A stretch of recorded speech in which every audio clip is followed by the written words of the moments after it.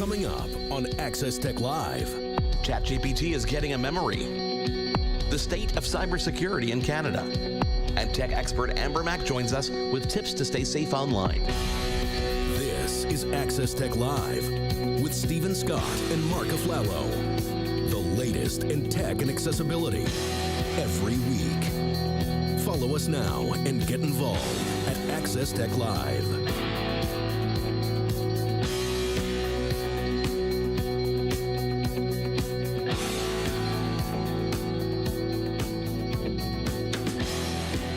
Welcome to Access Tech Live. A little bit of a glitch there. Can't hear Stephen Scott. We'll get him soon. Don't worry about that. Thank you for joining us this week.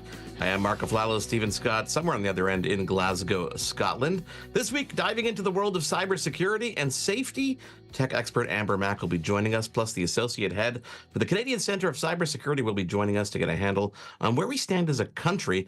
But let's kick things off with the headlines this week. Now, Access Tech Live headlines. Well, if you've ever used ChatGPT, then you know that when you ask it a question, it's almost like Groundhog Day. After a while, you have to keep reminding it how you want it to answer and the formatting of that answer, etc., etc. While OpenAI knows about it and is working on fixing that problem, it's rolling out memory for ChatGPT that will allow the bot to remember information about you and your conversations over time. It'll work in one of two ways. You can tell it to remember something specific, like who's my wife, who's my son, or how you want it to phrase answers, or it'll try and pick up things over time like your preferences. The feature is rolling out now, and we expect people to love it or hate it in the near future. Well, it was just a matter of time, but reports are in that hackers are turning to ChatGPT and other large language models to make their phishing emails and attacks smarter and more customized than ever. Microsoft and OpenAI are reporting that hackers are attempting to use their tools for research into targets to improve scripts and to help build social engineering techniques. Now, while the companies haven't detected anything significant in terms of attacks with their AI yet, they've been shutting down a lot of accounts and assets associated with known hacking groups. Microsoft is also warning of future use cases like voice impersonation, another topic we'll be covering a bit later on with Amber Mac in the program. Trestle Lab is an Indian-based company secured funding for its accessibility technology called Kibo, courtesy of Shark Tank India. The startup enables users to listen to, translate, and digitize printed, handwritten, or digital documents. And thanks to the popular TV series, it secured funding that will fuel the growth of its products. That's right, the Sharks recognize the immense potential of Kibo and joined forces to seal a deal which will provide them with the resources necessary to make the technology accessible to millions of visually impaired individuals worldwide. A Tinder-style app is being used by teens. It's causing major concerns after numerous reports of potential sexual extortion have been made to the Canadian National Tip Line. Cybertip.ca is a site where Canadians can report cases of sexual exploitation of children online, and it's warning parents about the app, which is called Wiz, W-I-Z-Z or Z-Z. The app touts itself as the ultimate online platform for random chats with people from all around the world and asks the user to swipe through profiles randomly, pairing them with strangers in video chats. Since its launch in 2021, the Cybertip.ca line has received over 180 reports tied specifically to the app Wiz and tied specifically to sextortion and other luring type incidents. We'll dive into this deeper with both our guests later on in the show. Scary stuff here, Stephen, but we have to tackle it head on. Absolutely. Can you hear me now? I can hear you now. It's like you were a distant voice in my head, but now you are back. Welcome back, Stephen. It's the great irony of doing a technology show live. And guess what? Technology breaks. How typical is that? It's lovely to be with you this week, Marc. I hope you're having a wonderful week so far. Mine is going great. Yes, clearly it's going awesome. And you know what? You at home, if you want to get involved, every week we throw out a question. And this week's question, Stephen, is have you ever been a victim of an online scam? Have you ever been a victim of an online scam? I have nearly been. Yeah, I've always got these emails that you get. You know those emails, then it says, oh, just, open this link and sign in with your bank details. And they're getting so clever these days. That's the problem. They're getting so smart that it's getting to the point where you're starting to worry that, is this really the bank that's contacting me? Of course, you've got to be so careful nowadays. Yeah, but you were telling me a story where your screen reader has actually saved you a couple times because it reads through all the links and everything. So you actually have a little bit of head up on other people because you can actually hear the link read out loud. You don't have to really look for it. Yeah, so, for example, let's say it's a link from apple.com. The screen reader might notice that the L in Apple is maybe an I. So it might say appy.com, and you think, hang on a minute, something's not quite right there. So, that's one time that being blind is actually quite useful. You can get ahead of some of the scams a little bit earlier, which is good. Yeah. I mean, they are getting really smart. I'm getting text messages that are telling me that my phone number has been updated for my online profile on this bank or that bank. I think the trick at the end of the day, and something we're going to hope that you take away from this week's show, is just be very cautious, be vigilant about it. If you suspect anything, then just don't click. Don't click on anything, okay? Just don't click on anything for the rest of your life. And always call whoever it is, if it's a bank or it's something that you're actually associated with, because that's the thing, they get smart now. So, for example, it could be RBC or something you might get a text from, and you think, hang on a minute, that is my bank. Just be very careful and always call the bank on the number and ask them if they've contacted you. And more often than not, they will tell you, no, we haven't. Yeah, no, I've gotten calls where people say, can you just let us know your address again? I'm like, wait a second, shouldn't you have that on file? Yeah, that seems a little bit suspicious. So let us know. Have you ever been a victim of an online scam? That's a question we're going to ask throughout the show today, and we're going to get to your answers a bit later on. If you want to connect with us on all our platforms, it is at Access Tech Live. Our email address is always there for you, feedback@accesstechlive.com, and you can get involved. Stephen, coming up when we come back, she's a tech expert, award-winning podcaster, a best-selling author, and she's a mom. Amber Mack joins us next here on Access Tech Live. There's more Access Tech Live to come. Get involved and have your say at Access Tech Live on social media. We'll be right back.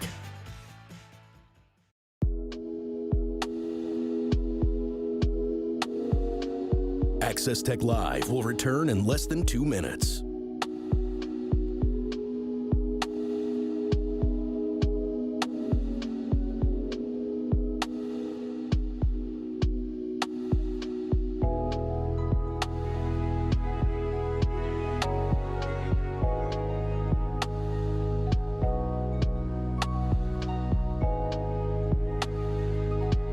Access Tech Live is in a commercial break. Access Tech Live will return in less than 2 minutes.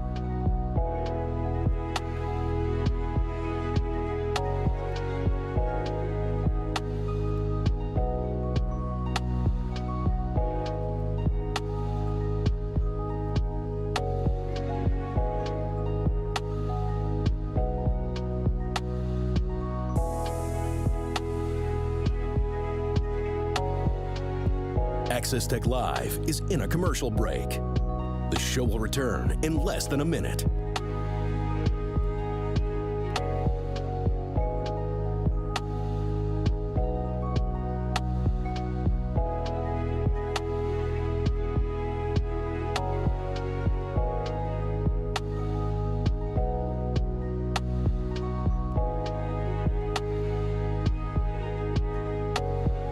Access Tech Live will be back in 30 seconds.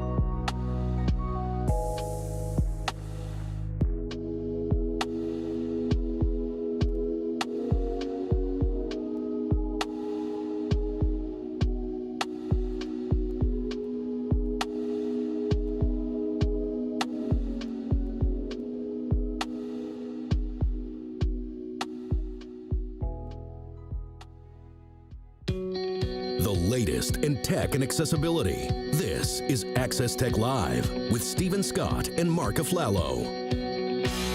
And we're back on Access Tech Live. Now, Mark, before this big football game this past weekend, Taylor Swift was in the news, but not for any celebratory reasons. No, Stephen, a couple of weeks back, we found out that a whole bunch of Taylor Swift deepfakes, where they put her head on the body of something that she probably didn't want to be part of, was circulating online. And later we found out that it was actually the result of a challenge from the cybergroup 4chan. So that got us thinking about AI, and while we try to spin the positive sometimes, you got to focus on the negatives, more so for our protection, I think. And while AI isn't in the Terminator mode taking over the world, we definitely have to think about safeguarding it. So, Stephen, joining us right now is Amber Mack. She's an award-winning podcaster, a best-selling author, the co-host of The Feed on SiriusXM. She's a mother, and she's an all-around tech expert. Amber, thank you for taking the time to join us this week. Thanks so much for having me. Now, Amber, the day after I emailed you, your newsletter came out, and it was on the exact same topic. So I think that, worlds were definitely on the same wavelengths. So here's the softest question I could possibly start an interview off with, which is, what is your take on some of this AI seediness and how on earth we're going to combat this? And when I say we, I mean the collective we, the world, the governments, the people, the everybody that's involved here. Well, I think for all of us who have been on the internet for a really long time, we know that there has always been a dark side to internet technologies and internet communities. That has always existed. But I think what's different in 2024 in terms of AI is that the threat of deepfakes, both with audio and video, is targeting everyday citizens, including young people. So I think the concern really is that, first of all, as a parent, I'm worried about the next generation being targets of deepfake content. And secondly, I'm not entirely convinced that we have the right leaders in place in both big tech as well as in government to really guide us safely down this path. So it's really creating a perfect storm when the lives of young people, and especially young girls and women, are truly at risk. Now, stories came out just last week about Meta, and likely others as well, to start identifying images that are AI generated. I guess that's an interesting start to this, but the question is, Amber, is it enough, and is it even helpful? Well, I think when we see some of these big tech companies trying to make moves to allow us to move into this world of artificial intelligence with more transparency, it is always a good thing. But I think it's also fair to say that those of us who understand tech really know that, yes, you can perhaps, identify images that are manipulated online, but it's easy enough for someone to take screenshots and for those images to spread around the internet. So it's not really foolproof in terms of that level of protection that people really need. It reminds me a little bit of the days where we would talk about disappearing social media, like, oh, you send a message and then it disappears and no one can see it. Well, we all know that, that could be screenshotted, and it was easy to do so. So I think, again, these big tech companies are trying to keep up with these changes, but I think it's just kind of a drop in the bucket in terms of some of the things that they're offering to do, when really at the end of the day, I think what we need, especially from those big tech companies, is more human moderators, more customer service channels, places that we can go when we have legitimate complaints about some of these deepfake videos and audio files that are impacting our lives. Amber, you talked about not having necessarily the right leaders in place, and I think that goes for some of the companies, the big tech companies, some of the government as well. What do you think it takes for that individual or the right people to be in place? What criteria do we need to have in place there? Well, I think it's fair to say that when we look at some of the social media companies that are running these online spaces around the world, there's not a lot of diversity among those leaders. I think we can kind of start there. So I think when you don't have diversity among some of those leaders in the social media space, what you get from them is a very narrow view of what experiences are like online. Those views often differ from what many of us are experiencing day to day. So that's, I think, first and foremost. If we go over to the government side on the leadership issue, I think it's also fair to say that within government, we don't necessarily have that many leaders who truly understand digital in a way that is aligned with the impact that digital is having on our lives. And again, this creates an environment where I think the average person is left out there kind of living in the Wild West, unsure of what protections do exist and what avenues to follow if, in fact, they experience or encounter something online that is detrimental to their experience. I want to pick up on something you said earlier, Amber, about the disappearing messages. I think back to Snapchat, and of course WhatsApp as well has that functionality. Are you saying that methods like that are not safe? If we use, for example, incognito mode, if someone thinks, oh, well, hey, I'm browsing on something, maybe I don't want to be stored on my computer, so I'll go into incognito mode on my browser. Is that not working? Does it matter if we use those features? Is the data still presenting itself to these companies? So really, we're not making ourselves any safer by using those features. I think it's good when people take precautions, and I would call them precautions. So I think it's good when you use some of the tools that do exist to further protect your experiences online. At the same time, I think people should understand that there is no safe experience online in terms of your data. You know, if you don't want your privacy to potentially be impacted, you probably shouldn't be online at all. That's not realistic for most people, but I would never tell someone that, hey, you know what, if you use incognito mode or if you use disappearing messages, you're 100% safe and no one can ever see those messages. All of us who understand the tech world get that, you know, there's always workarounds in terms of your information being shared. So I don't want to discourage people from using the layers of protection that do exist in the digital space, but I do want people to be aware that, you know, it's never 100% safe in terms of our online experiences.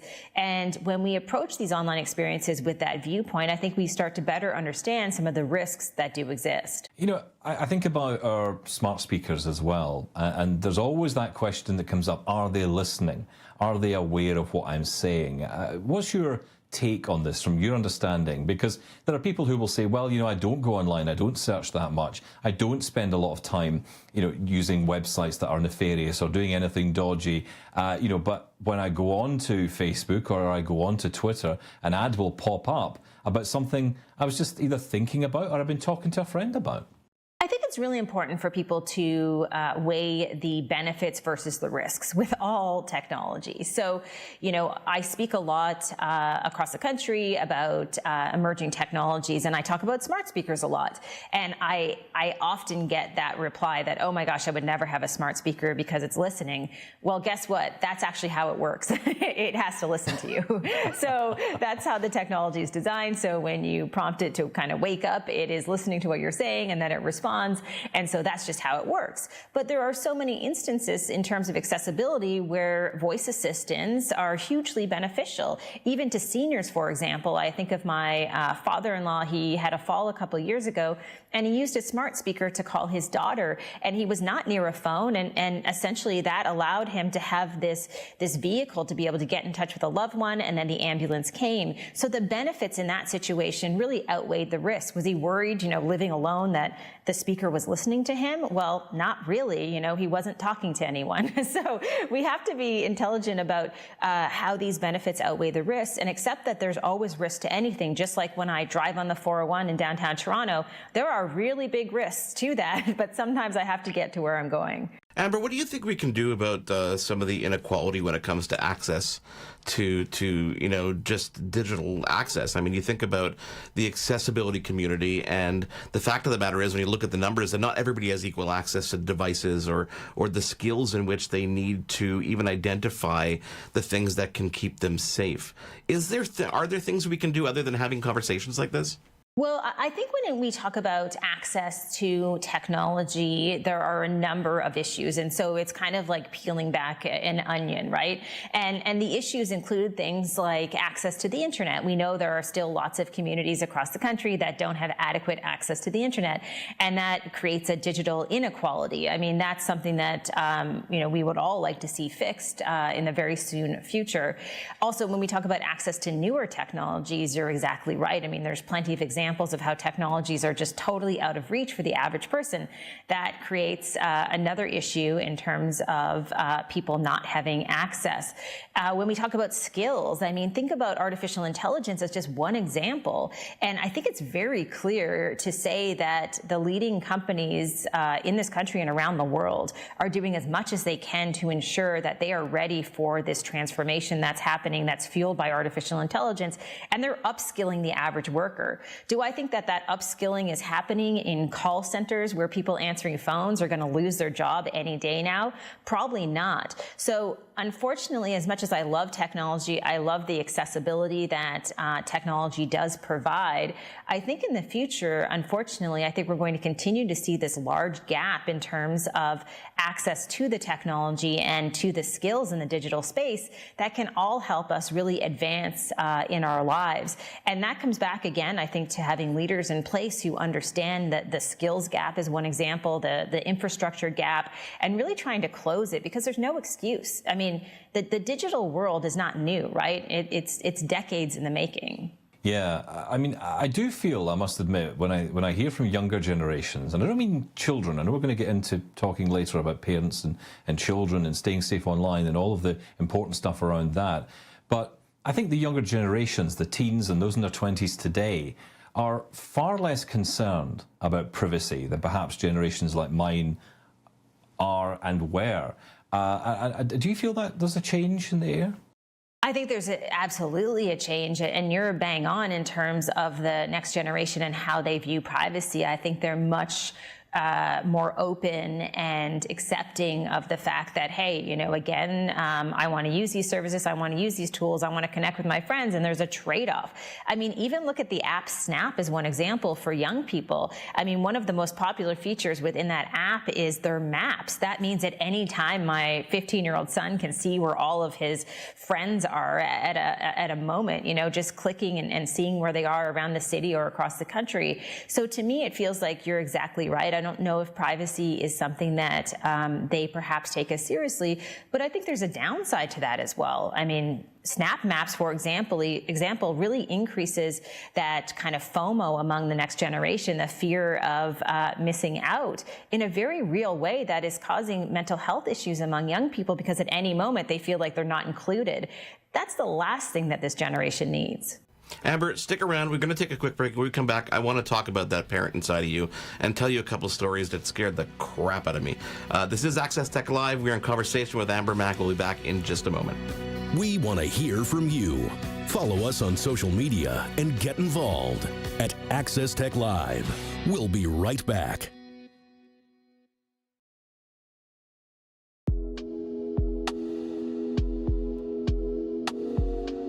Access Tech Live will return in less than 2 minutes.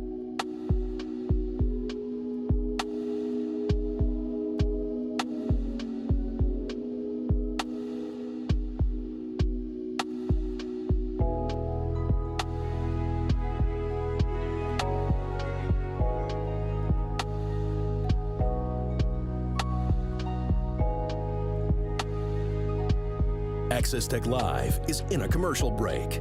Access Tech Live will return in less than 2 minutes.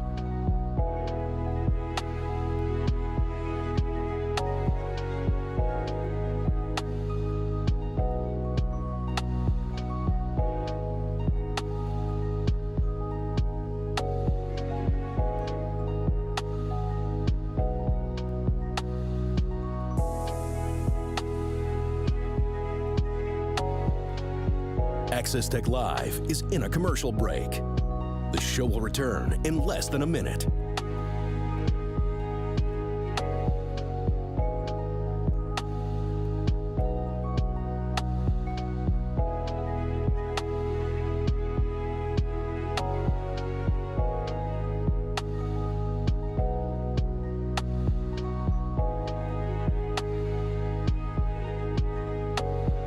Access Tech Live will be back in 30 seconds.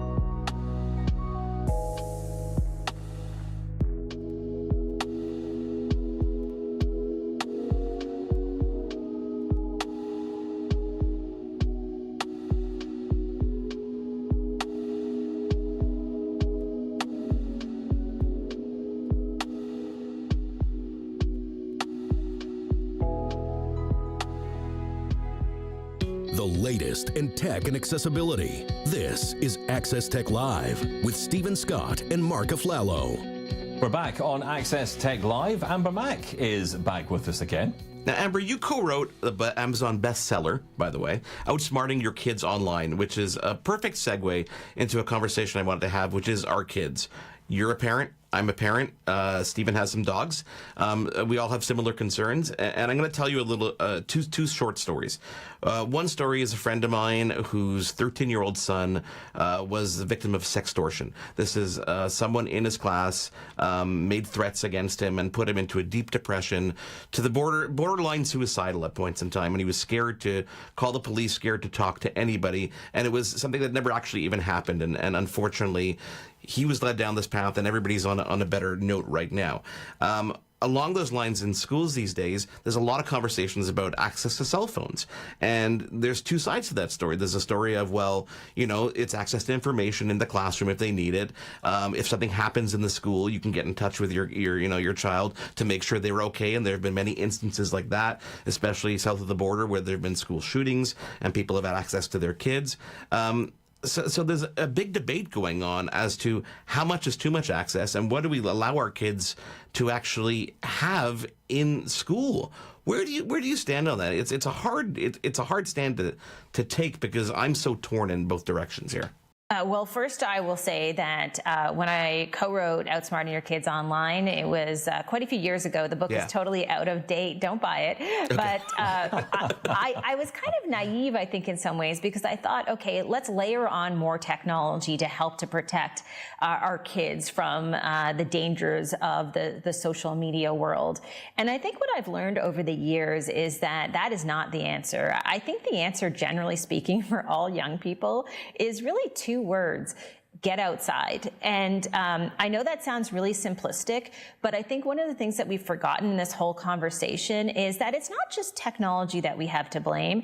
It's that kids are sitting inside for 8 hours a day, then they're going home, and then they're on their screens. They're not getting any physical exercise necessarily. They're not necessarily connecting with nature, all these things that we know are really good for your mental health.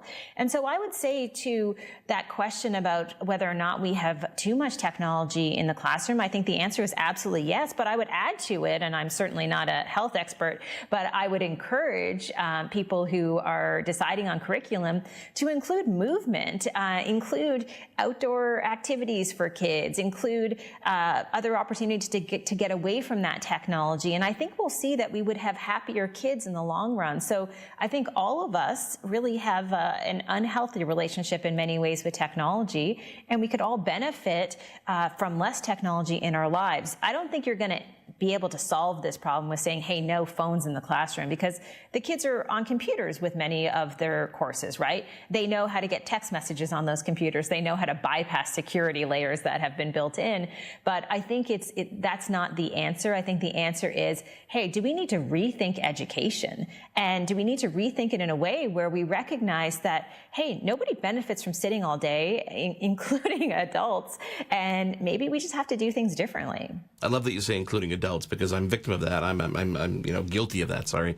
It's an interesting challenge. My son is autistic, and he socializes electronically. That's how he socializes with his friends, and he has trouble face to face, which is an interesting challenge, because we're constantly balancing the how much is too much versus, but he's playing with a friend that he wouldn't be playing with otherwise. So we try to do that in our house, but it is definitely challenging. And I think everybody has a unique situation as well. On the classroom side of things, I mean, there was a story I heard last week of a girl who was singing in class as a presentation, and someone filmed it, and it was out as a meme about 5 minutes later. So it's a tough balance, and I can't imagine, in the education system that I know the conversation's happening now.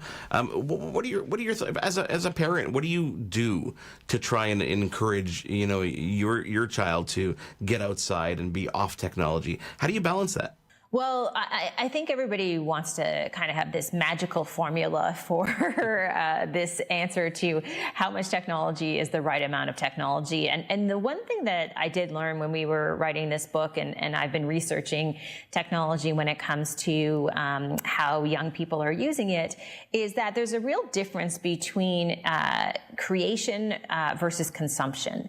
And when we talk about technology, for example, to me, in the category of consumption, I would include, browsing endlessly on TikTok, right? You're just consuming content that's out there. You're not really being creative at all. You're not collaborating or engaging. To your point of your son, I would say that, video games are very social for a lot of kids, especially young boys. And I don't think that's a bad thing. I think it's great to be able to connect and have those relationships, because I don't think that falls into the category of consumption. The worst type of technology, and the one that we always try to get our son away from, is that consumption piece, is that when you're just sitting and scrolling endlessly for hours and hours. I would prefer that he spends more time doing things like learning how to use things like cricket machines that belong in more of a category of kind of that maker category with technology. So creating things versus consuming things, collaborating versus consuming, I think we have to kind of steer them in that right direction and add that physicality back into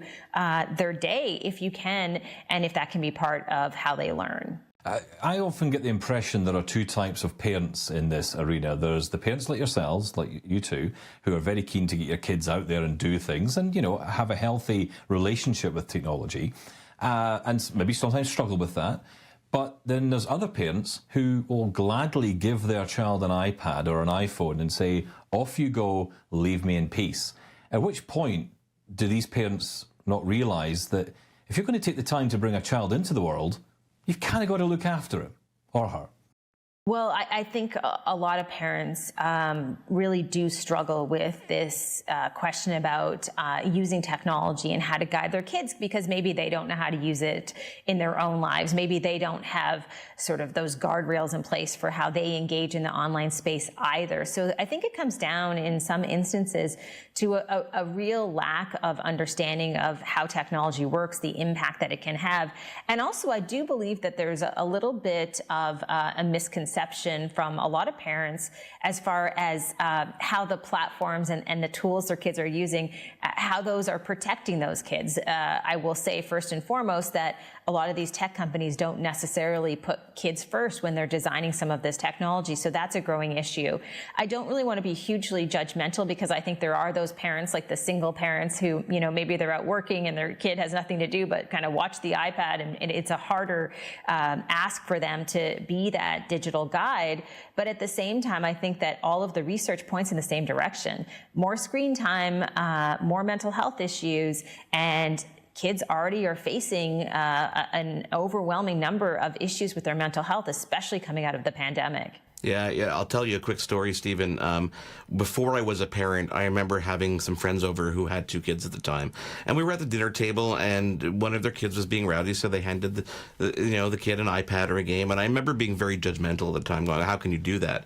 You know, fast forward to when you're a parent and you're in a restaurant and your kids are just not. They're not behaving. And sometimes, there's the easy way out, and the easy way out just makes it a calm situation for everybody. So it's very easy to judge, and I'm not saying that in a mean way, Stephen, but it's easy to judge before you're in that situation, which is why you talk about the single parent, Amber, and it's a perfect situation. You have to really look at these things case by case, Stephen. Oh, absolutely, yeah. But I think it's also responsibility of parents to look after the child they bring into the world. So, I think there's a very much so a responsibility here. And on that point of responsibility, Amber, I want to ask you about the responsibility of parents to understand the types of safety nets that the devices that they give their children have.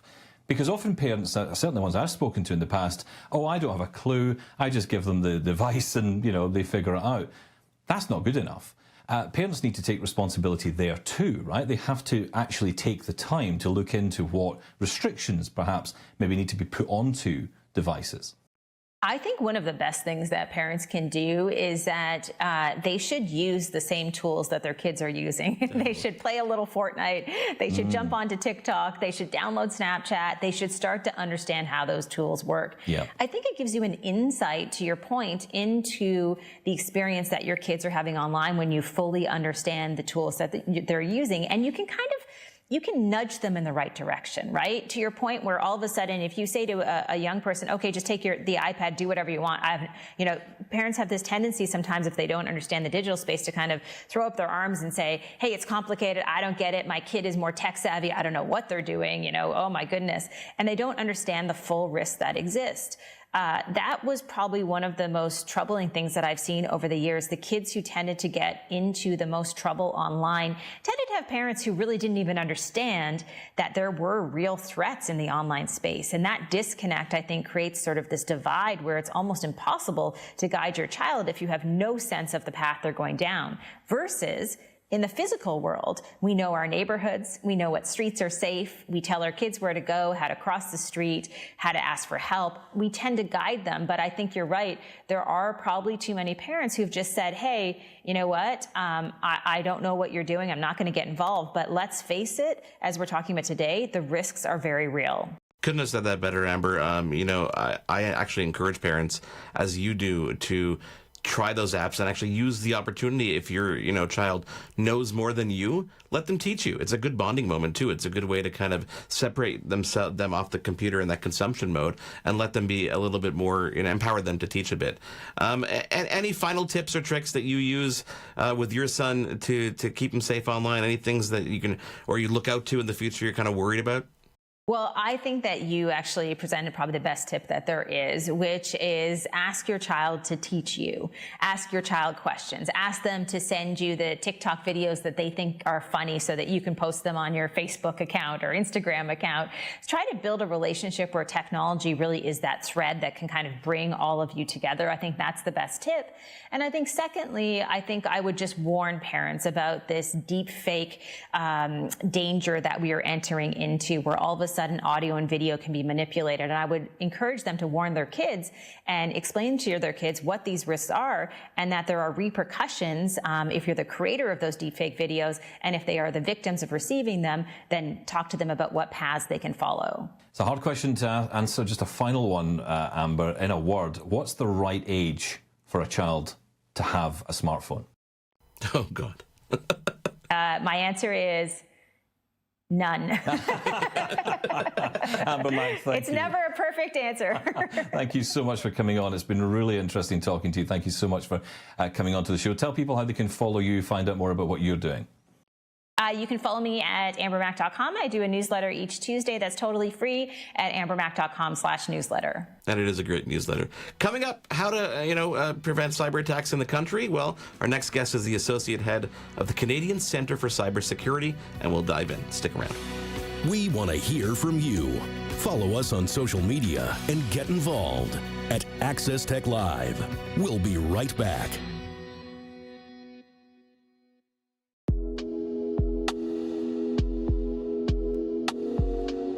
Access Tech Live will return in less than 2 minutes.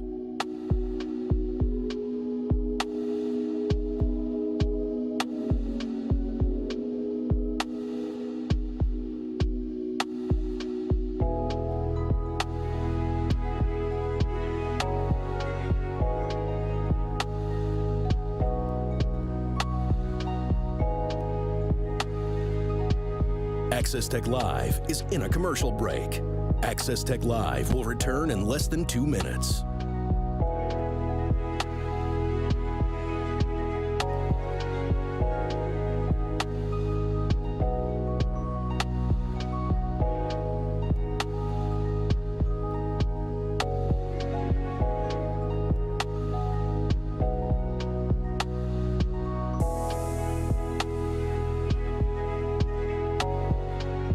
Access Tech Live is in a commercial break. The show will return in less than a minute.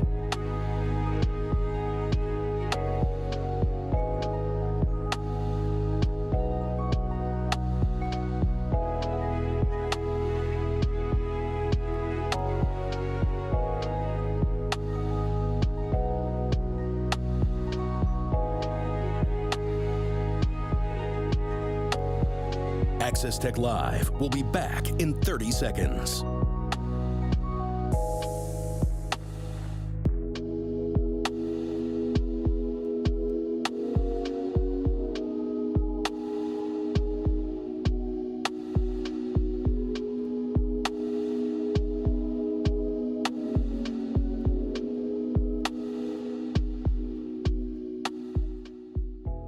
Now, back to Access Tech Live.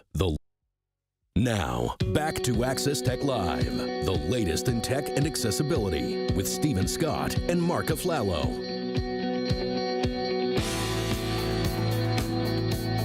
Hey everyone, welcome back to Access Tech Live. I'm Stephen Scott. Marc Aflalo is with me. And don't forget, all the conversations that we're having, you can catch up with on AMI Plus and also on YouTube as well. Marc, a really interesting conversation today on the state of the nation when it comes to cybercrime and staying safe online. Oh, absolutely. And our next guest is going to be, contributing to that conversation. Rajiv Gupta is the associate head for the Canadian Centre for Cybersecurity, who joins us now. Rajiv, thank you for joining us. Thank you very much for having me. Yeah, great to meet you, Rajiv. I want to ask you first off, how many acts of cyber crimes happen in Canada every year? So difficult to measure, right? So as a cyber center, we always encourage voluntary reporting. So from our perspective, it's businesses that are calling into us to report cyber crimes. That is obviously very underreported, so we don't usually publish the numbers. In 2022, we had said it was just over 200 ransomware events that we'd seen, but that's by no means cybercrime. When you get into actual cybercrime and fraud, we work very closely with the RCMP and the Canadian Anti-Fraud Centre as well. And in 2023, they had said that there was over 62,000 reports of fraud in Canada, which is a pretty ridiculous number. Yeah, I guess there's a fine line there, right? Because, getting a text with a link is technically cybercrime. Getting an email is cybercrime. So where is that line? Is there a line, or is it just all fraud at this point is just considered somewhat cybercrime? Well, all of those digital, like cyber malicious activities, they're crimes in Canada. So we always encourage, report them to the police of jurisdiction as well as the Canadian Anti-Fraud Centre. When it gets into businesses where they're, we would like to know from a cyber center perspective. We work with businesses, whether they're critical infrastructure, government, et cetera, right? So that's really where we draw the line. But at the same point in time, these are all criminal acts, but there's so many and there's so many variants. It's difficult to track on an ongoing basis within Canada. Have we seen an uptick since these large language models and AI have become a little bit more, I guess, more publicly focused? Have we seen a more uptick, or is it really not measurable yet? Well, it's hard to attribute the activity to actual large language models. We've seen, the activity grow year over year from a cyber criminal perspective. Where we're seeing the AI involvement, this is something that we'd put in our National Cyber Threat Assessment from 2022, which was a look forward into 2023 and 2024. And we had said that the usage of AI, in particular LLMs or large language models and generative AI, would be enabling cyber threat actors to actually, pursue what their means, right? Which is really making money through cyber criminal means. We are seeing, better, crafted spear phishing emails. We know that cyber criminals are going to use AI to augment what they do with respect to the whole, ransomware ecosystem and that exists nowadays. But at the same point in time, we're also using AI within the Cyber Center to make sure that we can protect both the government better and leverage our defenses better in that sense as well. So, we're hoping to use it in a defensive way, but it's also enabling cyber criminals to pursue what they're doing. See, I find this whole subject very interesting because we talk about cyber crime today on the show. And I think to myself, I don't consider a text message, like Mark was saying there, a text message to be cyber crime. I just think of that as a text, and I usually just delete it. I wouldn't even think about reporting it necessarily. So is it perhaps the case that these numbers that you're talking about are actually way higher? Absolutely. We know that, right? We know that we think we get a small percentage of what's really happening in Canada reported to us.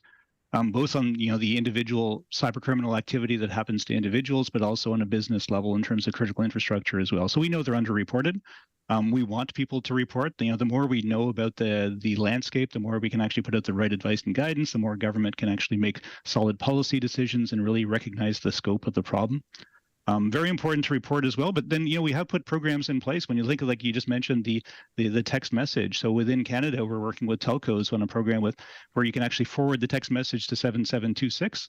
And if it's a malicious message, then we'll work jointly with the telecom providers to take down those websites, to make sure those malicious links, to make sure they don't impact other Canadians.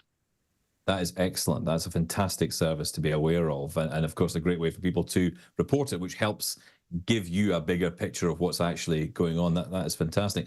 It might be an obvious answer to this, maybe not, but is there a particular segment of the population that's more susceptible to acting on messages or emails that they get? Perhaps, the obvious answer to this might be older people, but what's your take on that? What's your data on that? I would say that we would hesitate to say that there's any segment that's not targeted, right? So we would say that the threat is there for everyone.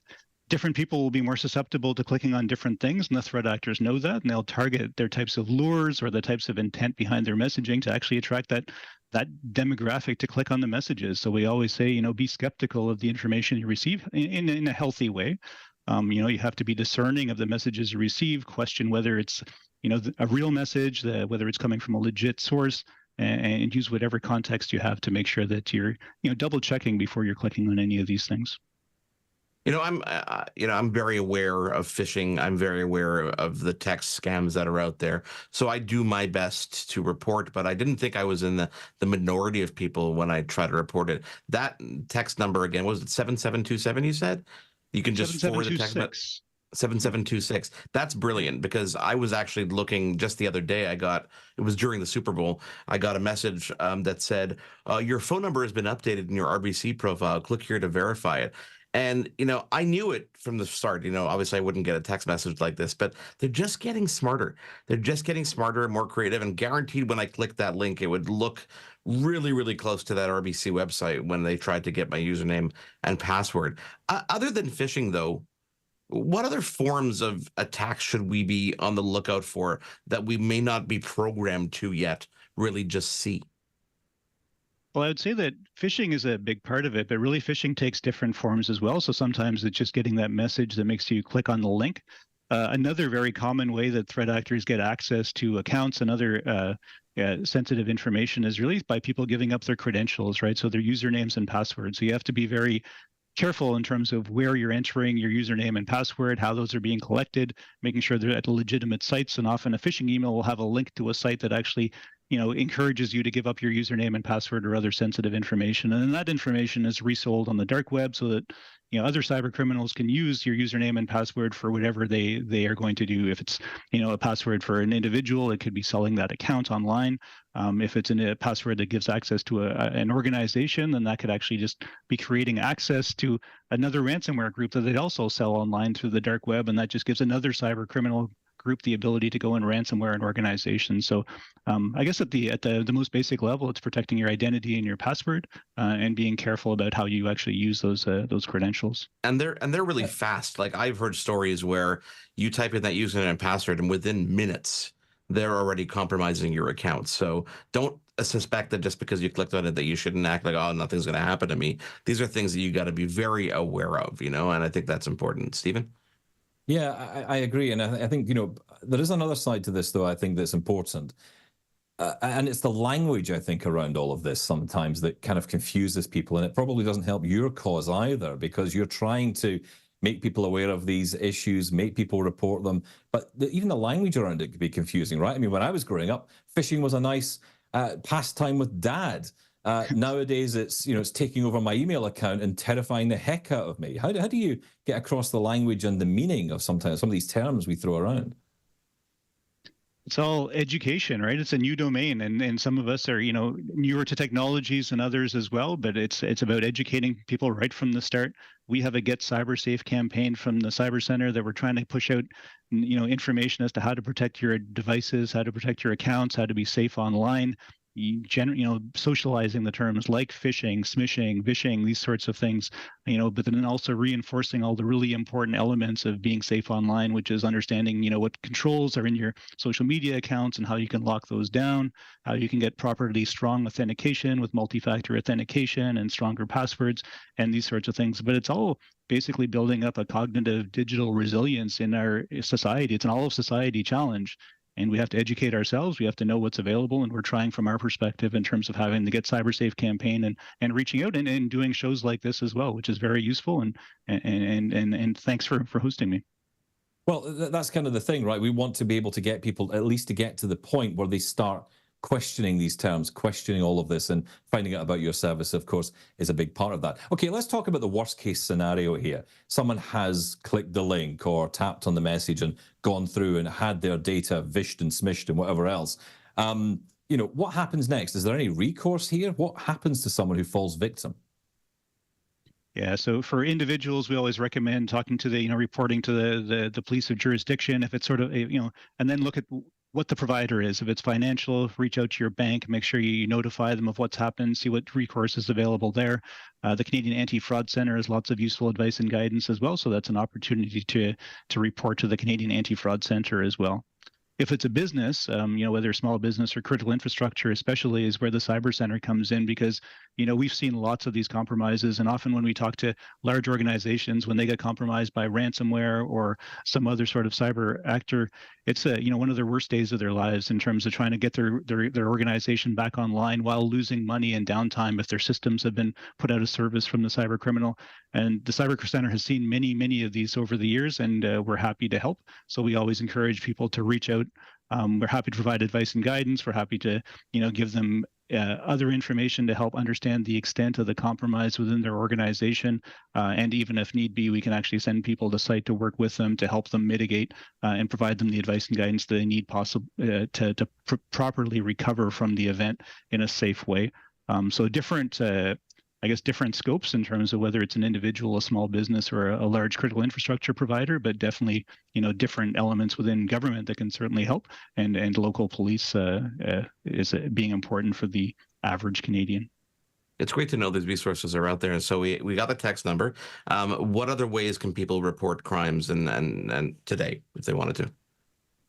Yeah, so crimes, the police of jurisdiction, right? So depending on what jurisdiction you're in, but then the Canadian Anti-Fraud Centre, and then the Cyber Centre is definitely, contact at cyber.gc.ca or 1-833-CYBER-88.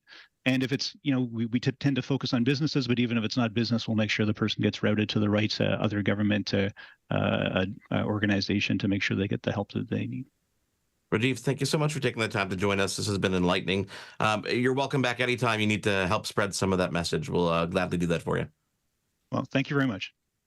When we come back, we get to your answers to our question of the day. Stick around. This is Access Tech Live. There's more Access Tech Live to come. Get involved and have your say at Access Tech Live on social media.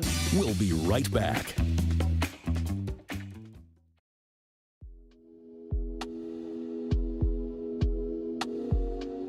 Access Tech Live will return in less than 2 minutes.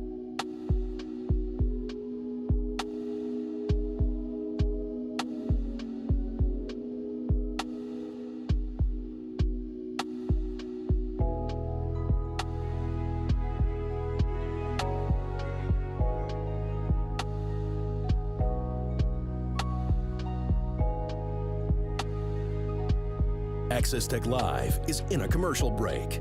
Access Tech Live will return in less than 2 minutes.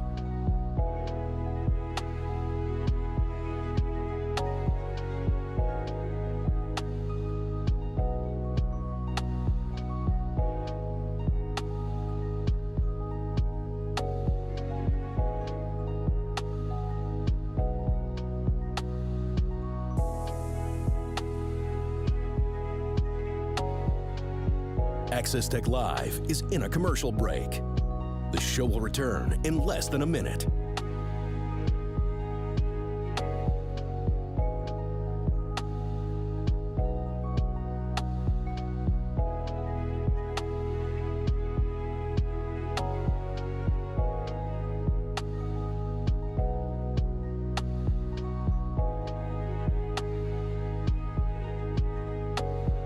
Access Tech Live will be back in 30 seconds.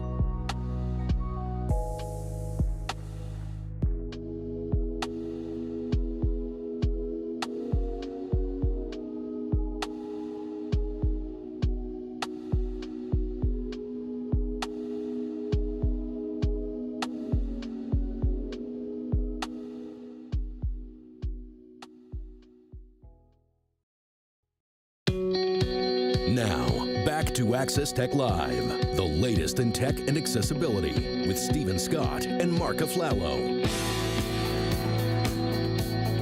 And let's get to our question of the week. Today, Mark, the question is, have you ever been victim of an online scam?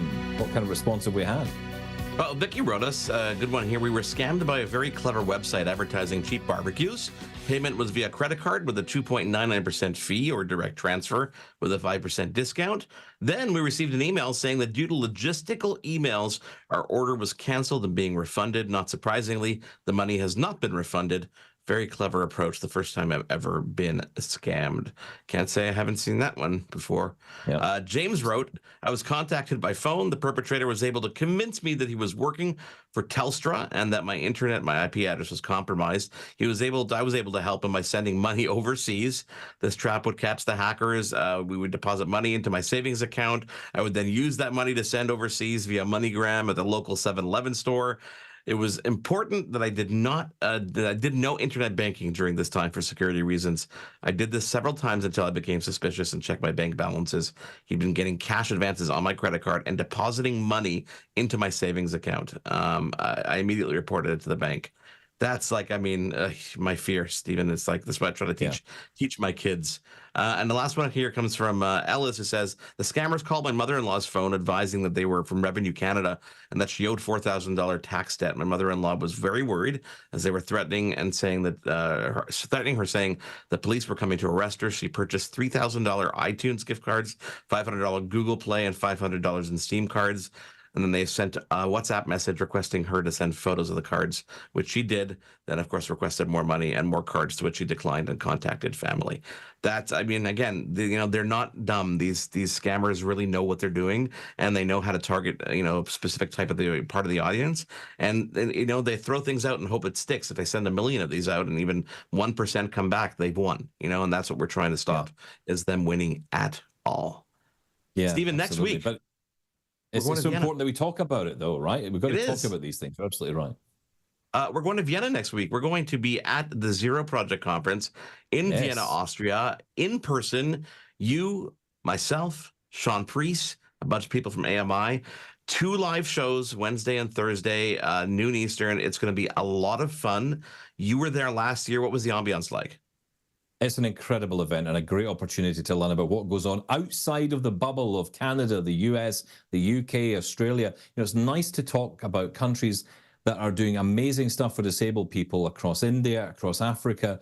We often hear negative stories out of these countries. It is great to hear positive stories, especially around disability, and that is exactly what the Zero Project is all about. The conference is all about rewarding those people doing great things. So lots of great stories to come on our next 2 special episodes of Access Tech Live. And we'll be there for Double Tap as well, for those fans of that. So you can absolutely check us out here on AMI TV and, of course, on AMI Plus, YouTube, and on AMI Audio. We're simulcasting on there as well. So you can check us out everywhere. We're taking over. We're taking over. When do you get in? You get in Tuesday. So we're going to be all primed and ready for next Wednesday. It's going to be a fun time. I'm sure we'll be tired when it's all said and done, but there is check out the fried chicken places for me beforehand, and then we're all good. Oh my God, fried chicken places. Everywhere we go, Stephen wants KFC. We could be the most gourmet place in the world, and all he wants is KFC. I don't care. I don't care. Thank you, obviously, to Amber Mack for joining us this week and sharing her perspective. We definitely have to have her back. Rajiv Gupta, she's amazing. Thank you so much for being here as well. We'll share all that information on social media so that you can make sure that you are protected and spread those messages to your friends and family so they report fraud when it happens, especially cybersecurity, so we don't have any situations in the future. We don't want to hear any more scam stories. On behalf of Stephen Scott, I am Marc Aflalo. Thank you for joining us this week and every week. We will catch you live from Vienna next week here on Wednesday at noon Eastern. Thanks for tuning in to Access Tech Live. Follow us online on all social media at Access Tech Live. Email us feedback@accesstechlive.com. Hosted by Stephen Scott in Glasgow and Marc Aflalo in Montreal. Written by Stephen Scott and Marc Aflalo. Producer, Marc Aflalo. Live show director, Anastasia Spalding-Stenhouse. Technical director, Caitlin Robinson. Audio, Jordan Mulgrave. Live graphics and playback, Kingsley Juco. Graphics coordinator, Eliza Rocco. Integrated Described Video Specialist, M. Williams. Supervising producer, Michelle Dudas. Produced in collaboration with Aflalo Communications, Inc. and Double Tap Productions. Copyright 2024, Accessible Media, Inc. An AMI original production.